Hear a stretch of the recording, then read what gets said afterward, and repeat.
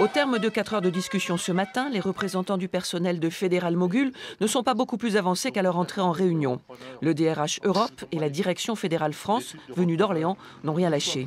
À l'ordre du jour, seulement un bilan industriel sur les investissements et l'activité du site.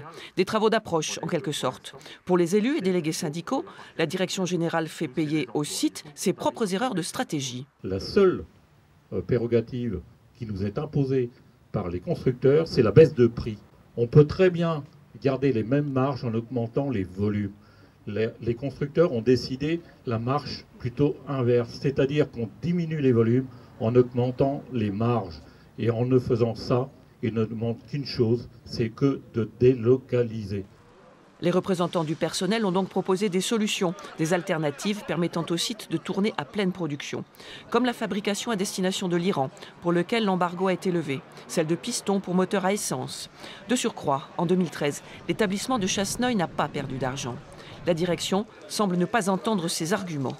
On voit bien qu'ils ont déjà tracé toutes les grandes lignes et puis que les décisions sont prises. Donc on essaye de leur montrer qu'ils ont tort. Maintenant, il reste à savoir s'ils vont nous entendre ou pas sur le sujet. Cet après-midi, la direction avait convoqué un cabinet d'expertise. Hors CCE, il a donné des pistes de continuité dans d'autres secteurs que le piston. Plusieurs réunions sont programmées, le 12 mai, le 27 et une conférence de presse le 23 avec les représentants des 2 autres établissements.